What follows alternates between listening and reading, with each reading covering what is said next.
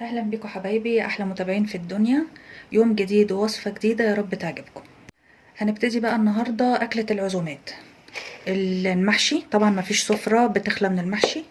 محشي عندي بتنجان وفلفل، وعندي هنا كرومباية انا مفرزاها اهي بالمنظر ده، وهنعمل جنبها صينية فراخ.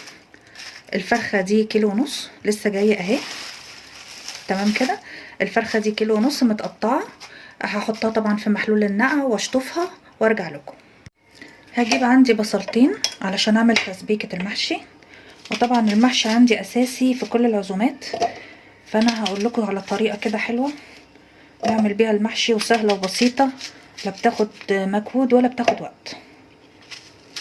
بحب انا احط بصل ابيض وبصل احمر مع بعض، عشان البصل الاحمر بيدي زي تسكيرة كده للمحشي. هفرمه فرمة مش جامدة قوي، يعني مش عايزاه مية، انا عايزاه قطع. ده شكل البصل عندي، ما فرمتهوش قوي زي ما انتوا شايفين كده، انا عايزاه بالمنظر ده. وهنا عندي طلعت كيسين طماطم كنت مفرزاها، اللي احنا الطماطم اللي احنا عملناها صلصة في فيديو قديم قبل كده، هتلاقوها برضو عندكم في القناة. بجيب حلة حلوة كده، احط شوية زيت كويسين يعني مش قليلين، واسيبها تسخن علشان احط البصل. بعد ما الزيت عندي سخن قوي كده، احط البصل يعتبر بصلتين، واحدة بيضة وواحدة حمرا كبار مش صغيرين.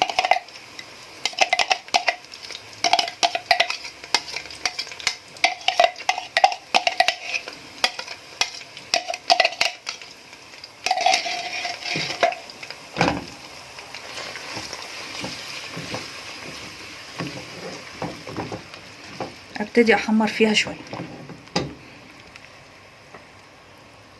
على بال بقى عندي ما الفراخ تتنقع والبصلة تصفر شوية. اللي ما بيعرفش يقور فلفل يا جماعة الموضوع سهل جدا، تضغطي لجوه كده وبتشيليها كده بس كده اهي. نشوف واحدة تانية اهي اهي، سهلة جدا. طبعا البتنجان كله بيعرف يقوره، مفهوش مشكلة خالص. نشيل الراس دي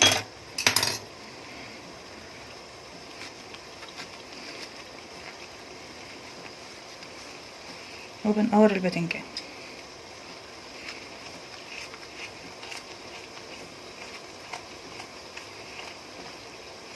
بس كده، ما بياخدش وقت خالص وبيتعمل على طول اهي. بعد البصلة عندي ما خدت اللون الحلو ده، ابتدي بقى احط القوطة اللي انا كنت مفرزاها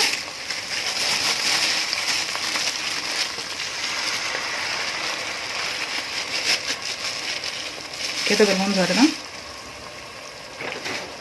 واشوف لو هي محتاجة طماطم تاني ولا لا، عشان انا هعمل 4 كوبايات رز.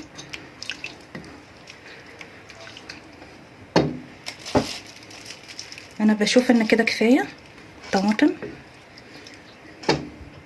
هسيبها بقى كده عندي تتسبك، واحط بقى التوابل بتاعتها: بابريكا، كزبرة،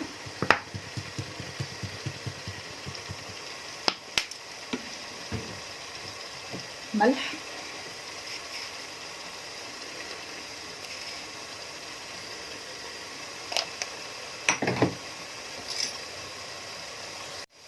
فلفل اسود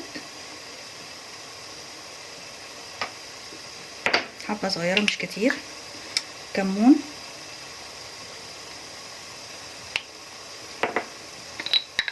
بهارات سنة صغيرة اهي. دي السبع بهارات اللي انا حطيتها، ودي كده بهارات هندي، حاجة بس كده تدي ريحة. واحط لها معلقة واحدة صلصة بس كده.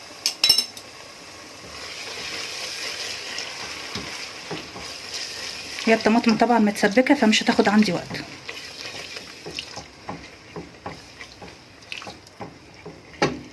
انا قورت عندي الفلفل والبتنجان كله اهو زي ما انتوا شايفين اهو، بس حطاه في ميه علشان ما يغمقش، يعني لونه ما يسودش. نسيت احط بس سنه شطه اهي، احطها عليه. طبعا الشطه اختياري، اللي مش عايز يحطها ما يحطهاش. بعد ما التسبيكه اللي هي البصل والطماطم والتوابل عندي ادتني الشكل ده، اتسبكت يعني بمعنى الصح، يعني بمعنى عملت الخط كده بان قعر الحله اهو كده، فكده تمام، هي كده خلاص اتسبكت. احط الرز بقى.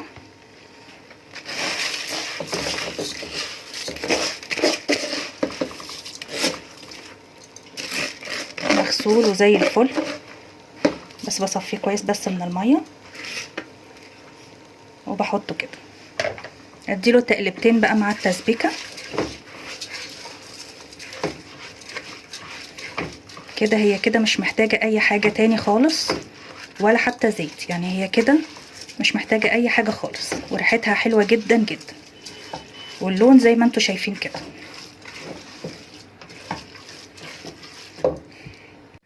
ابتدي بقى اشوح الرز كده مع التسبيكه، ياخد له تقلبتين 3 كده، وبعد كده استنى اما يهدى خالص وبعدين احط الخضره، لان انا لو حطيت الخضره دلوقتي هتغمق مني، لان الدنيا هنا لسه سخنه، يعني الرز بالزيت بالتسبيكه كله سخن، فلما احط حاجه ورقيه اكيد هتدبل يعني.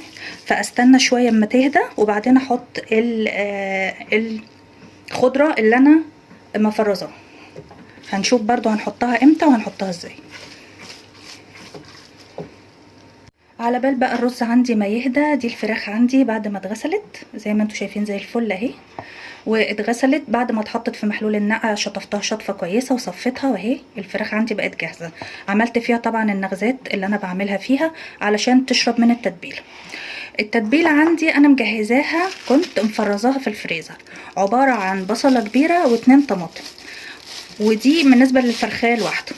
انا بحاول ان انا اعمل كميه بصل وطماطم واشيلهم لما الطماطم عندي بتبقى رخيصه تمام كده، بس من غير تتبيله من غير حاجه. لما بطلعها كده بتبلها بقى عندي، احط التتبيله بتاعتها. هزود لها معلقه صلصه او نص معلقه، يعني نص معلقه حلوه قوي لان الطماطم بتاعتها حمرا حلوه اهي كده، وهي اساسا فيها هو ورق لورا اهو، فمش هحط لها ورق لورا.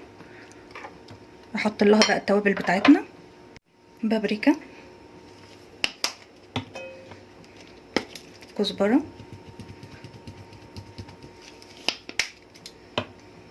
فلفل اسود، ملح، كاري سنه صغيره، وشويه صغيرين كده زعتر، بس كده. هي دي التتبيله بتاعتي.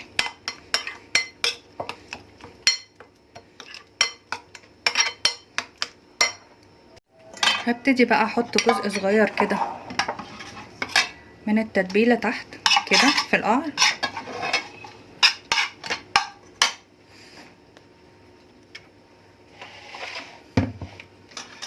في قعر الصينيه كده،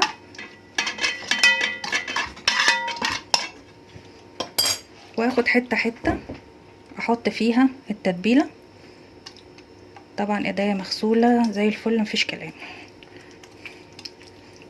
بس كده احطها على وشها.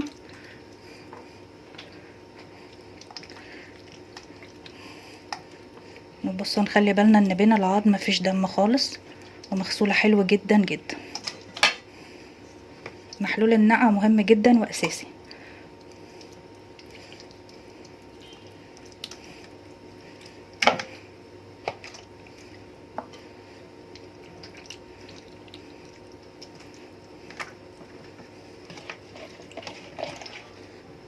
وده كبد والقوانص وجناح. هبتدي بقى اوزع التتبيله بتاعتها عليها كده بالمنظر ده، بس كده. قعدها شويه عندي في التتبيله، مش هحطها على النار على طول. بعد ما الرز هدي عندي اهو، مفيش دخان ولا حاجه اهو، هبتدي بقى احط الخضره بتاعت المحشي. ودي خضره انا مفرزاها اهي، ومفرغه منها الهواء زي ما انتوا شايفين، ولونها بصوا اخضر زي ما هي. فانا عايزاه ان هو يحتفظ باللون الاخضر ده في التسبيكه كمان، فببتدي بصوا بحطها زي ما هي مجمده زي ما هي، بس بحاول ان انا ايه انزلها وهي جامده كده وهي مجمده، واخد الكميه اللي انا عايزاها واحط الباقي مكان اهي زي ما انتوا شايفينها لونها تحفه ازاي اهو. محتاجه تاني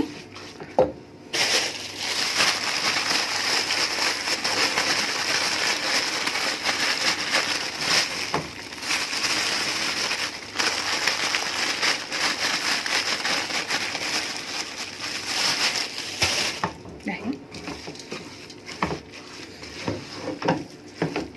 طبعا دي خضرة محشي كلها على بعضها، يعني انا مجهزاها للمحشي، هي بقدونس وشبت وكزبره.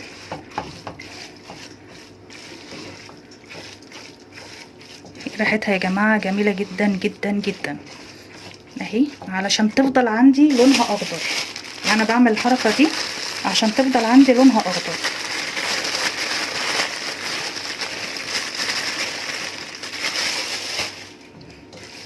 اهو مهم جدا ان انا احطها مجمده، ومهم جدا برضو ان انا استنى على الرز لما يهدى مش وهو سخن اهي، عشان تفضل باللون اللي انتوا شايفينه ده. وانا كده اكتفيت خلاص اهو لونها اهو. طبعا لو متاح عندك الخضره طازه حطيها برضو ليها زي ما احنا حطينا المجمد، بس برضو استني لما الرز يهدى، يعني ما تحطيهوش برضو والرز سخن، وما تحطيهوش والنار شغاله. ده الشكل النهائي للخلطه عندي، تحفه يا جماعه وريحتها خطيره. لو مشينا بنفس الخطوات دي هتطلع نفس النتيجه عندك. في القاع هنا عندي بتاع الحله حطيت جزر وفلفل رومي وطماطم وبصل جوانح زي ما انتوا شايفين كده. طبعا ده بيدي طعم مع الشوربه او مع الميه اللي انتوا هتحطوها، هتدي طعم حلو جدا للمحشي. كده احنا خلاص هنبتدي نحشي المحشي، بس ادي الفراخ صدمه احطها كده من غير اي حاجه على النار، من غير اي حاجه، من غير ولا ميه ولا شوربه ولا اي حاجه احطها. لما عندي ابتدت تغلي بالمنظر ده ببتدي اقلبها الناحيه التانيه اهي. هي كده خلاص، هي كده ابتدت تاخد لون واخدت صدمه من غير دهون نهائي، ما فيهاش دهون خالص، ولا حطيت سمنه ولا حطيت اي حاجه، ولسه كمان ما حطيتش الميه، انا بغلي الكاتل اهو لسه ما حطيتهوش. تمام. تاخد بقى على الناحيه التانيه برضو الصدمه، ولونها وريحتها تحفه يا جماعه، لونها زي ما انتوا شايفين اهو.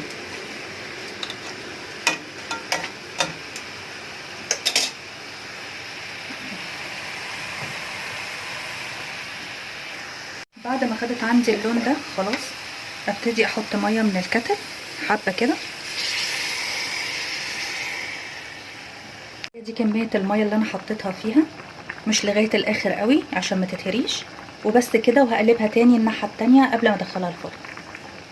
بالنسبه للمحشي انا بخلي فراغات كده يعني، ولما تيجوا تحطوا يعني احنا رصينا كده نرص المره الجايه كده.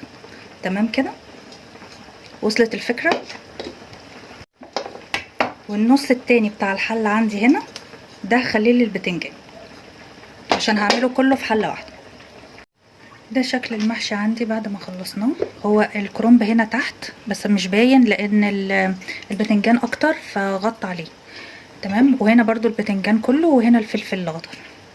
هبتدي بقى اسويه، هحط شويه زيت كده على الوش، حاجه بسيطه. والميه بقى اللي انا هسقيه بيها بجيب عندي هنا كيس الطماطم المتسبك اللي انا مسبكاه في البيت عادي. هاخد معلقتين طماطم، حبه بسيطه كده. هنا الفراخ عندي قربت تستوي، هاخد منها شويه شوربه. طبعا شوربه الفراخ دي رائعه، فيها توابل حلوه قوي اهي كده بالمنظر ده. هبتدي ازود ميه سخنه،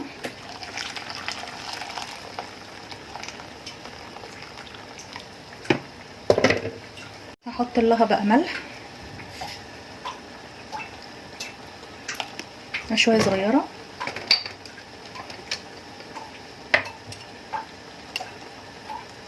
شويه فلفل اسود سنه بسيطه،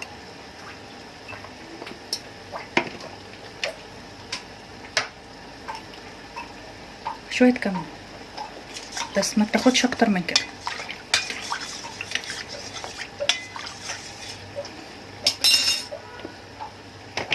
بس هسقي بقى المحشي.